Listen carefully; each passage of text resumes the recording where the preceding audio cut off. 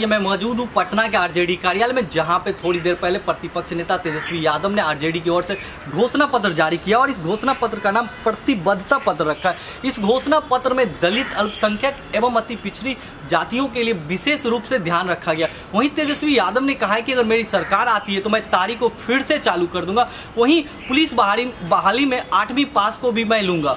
Video journalist Shubham Kumar के साथ मैं कोमल आर्या, रिपब्लिकन न्यूज पटना। हम एक चीज और बताना चाहेंगे, हालांकि मैनिफेस्टो में नहीं है, बिहार सरकार से रिलेटेड है। जो तारीख है, अगर बिहार में सरकार बनती है तो तारीख जो कंडीशन जो लगाया गया है कि वो इलीगल है, उसकी जो है हम लोग जो है उसको हटा करके हम लोग जो है लीगल करने का काम करें। साथ ही साथ जो पुलिस में जो भर्ती जो होती है वो क्लास 7वें 8वें के बाद से जो है जो पढ़ा लिखा होगा वहां से हम लोग जो है भर्ती कराने का काम करेंगे। और जो आप लोगों के सवाल है उसका जवाब दे सकते हैं। और कांग्रेस का जो न्याय जो योजना है उसका हम लोग भरपूर समर्थन करते हैं। और मेरा मानना है कि अंतिम पायदान पे जो खड़ा समाज जो है, जो परिवार है, उसको सबसे ज्यादा फायदा होगा।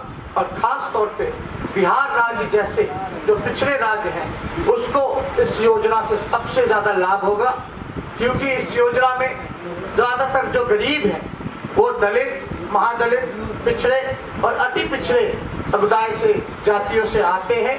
इसलिए मेरा मानना है कि ये योजना बिल्कुल बिहार के हित के लिए होगा, गरीबों के लिए हित के लिए होगा, दलित और पिछड़ों के हित के लिए होगा। ये तारीख बेचना 3 सब फ्री हो जाएगी, जो पहले जैसे था तारीख को लेकर के, सिर्फ तारीख को ही लेकर के है ना। अच्छा, सिर्फ तारीख को ही लेकर के सहयोगी पार्टी है। हम मांझी ने कहा है कि हम जो शराबबंदी कानून है उसमें परिवर्तन करेंगे, तो क्या राजद भी उस दिशा में भी कोई? देखिए, अब जब बनेगा, लेकिन तारीख तो है कि उसको हम लोग जो है हटा देंगे। जो अभी जो गरीब है, जो कमाने का काम करते हैं, आपको पता है कि लालू जी जब मुख्यमंत्री थे तो जो तारीख पे भी जो टैक्स था उसको हटाने का काम किया गया। इससे जो गरीब पिछड़े जो लोग हैं, समाज से आते हैं, जो आर्थिक रूप से कमजोर हैं, उनका जो है रोजगार कहीं ना कहीं से हम लोगों का मानना है कि छीना गया है। इसलिए एक ट्रेडिशनल भी रहा है और जो रोजगार लोगों की जो छीनी गई है उससे जो है वापस हम लोग लागू करने का। शराबबंदी कानून में भी संशोधन लाएंगे क्या? ये संशोधन तो हर कानून में होता रहता है। इसमें सब लोग जब वो मौका आएगा, अभी तो दूर है, पहले जो केंद्र का चुनाव है उसमें आप लोग बात। जैसे ये बताइए कि आपकी सरकार 40 सीटें भी जीत जाएगी, वहाँ पर गठबंधन की सरकार बनेगी, तो आपने आरक्षण का मसौदा दिया है, तो जो कांग्रेस पार्टी आपके साथ में है वो सवर्ण आरक्षण के साथ में है, आपकी पार्टी विरोध में है।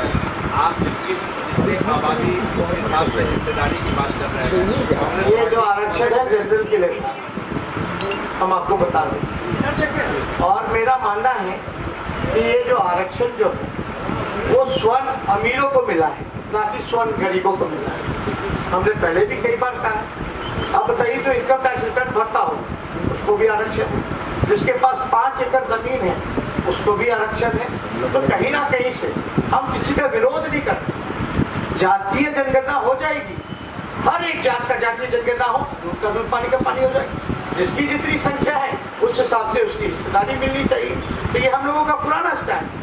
लेकिन आप तो सरकार में रहेंगे तो आप कैसे लागू करा पाएंगे, क्योंकि कांग्रेस पार्टी तो इसके पक्ष में नहीं है। अब हम लोग जो है कांग्रेस पार्टी समर्थन में किसके नहीं? जो आप सवाल उठा रहे हैं जातीय जनगणना, आपको भी पता है, जातीय जनगणना जो हुई आर्थिक शैक्षणिक तौर पे वो कांग्रेस की यूपीए समय में हुई थी, मनमोहन जी के समय में। उसको भी लालू जी ने बढ़ चढ़ करके उसमें जोर आवाज दिया था, तब जा करके हुआ था। तो इसमें भी हम लोग जो है हर जातियों का जनगणना होनी चाहिए। और क्या मामला है, नहीं मामला, अभी तो आपके पास आया नहीं है वो रिपोर्ट। सार्वजनिक तो करे, आखिर है क्या रिपोर्ट? विश्व का सबसे महंगा सर्वे है वो, इतना अरबों करोड़ों रुपया लगा और वो रिपोर्ट को क्यों दबाया गया? उसमें पता ना चलता कितने दिहाड़ी मजदूर हैं, कितने लोग जो है भूमिहीन हैं, जितने लोग जो है भीख मांग के गुजारा करने का काम करते हैं, तो ये सारी चीजें हैं उसमें, तो सामने लाने में क्या दिक्कत है? तारीख पर जो आप कह रहे हैं आपकी सरकार उस समय साथ 2 मिनट रुक जाइए सर। अच्छा, तारीख पर जो है आप सरकार में थे उस समय में आपने समर्थन किया था शराबबंदी को लेकर, तारीख को लेकर के, अचानक आप यू टर्न क्यों लेते? नहीं, उसमें भी आप लोगों को पता है कि तारीख को लेकर के हम लोगों के स्टैंड क्लियर है। नहीं, आप सरकार हम लोग आपने समर्थन किया था, आप तारीख को लेकर के हमेशा से नीतीश कुमार जी को हम लोगों ने कई बार इस बात का जिक्र हम लोगों ने किया कि तारीख किसी भी कीमत पे नहीं होना चाहिए। एक सवाल ये हम लोगों का शुरू से। आप अपने बड़े भाई तेज प्रताप की गतिविधियों को क्या मानते हैं? आज मैनिफेस्टो का है, क्या मैनिफेस्टो का बेरोजगार को लेकर आपने कोई चर्चा नहीं की? मैनिफेस्टो में जो 62 देश का चुनाव है। तेजस्वी, एक सवाल ये है कि क्या आरजेडी का 62 नंबर समीकरण अभी बना है जिसमें 10% सवर्णों का आरक्षण की बात की गई है, उसके खिलाफ अपना बिल्कुल चुकेगा।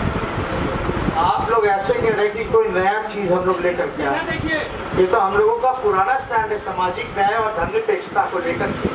जो हमारा लड़ाई है, ये लड़ाई का जो है हम लोगों ने सारा बात जिक्र किया है कि हम लोग अगर सत्ता में आते हैं तो हम लोग ये चीजों को सुनिश्चित करने का काम करेंगे, इसके लिए हम लोगों की प्रतिबद्धता है। तो ये सारा जो काम, आप बताओ ना गरीब कौन है? असल में जो समाज के अंतिम पैदान पे जो खड़ा व्यक्ति है, आप उनको रोजगार की व्यवस्था कराओगे, उसको मुख्य धारा में लाओगे तो ऑटोमेटिक गरीबी दूर होगी। आज देश में प्रॉब्लम वही है ना, गरीबी।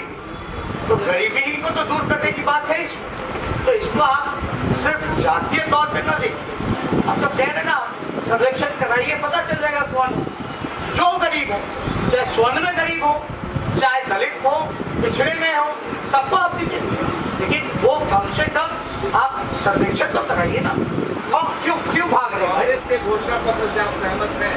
तो कांग्रेस ने घोषणा पत्र जारी किया, देखिए हम लोग सहमत हैं, इसमें कहाँ दो रहे हैं, हम लोग का सब सहमति है।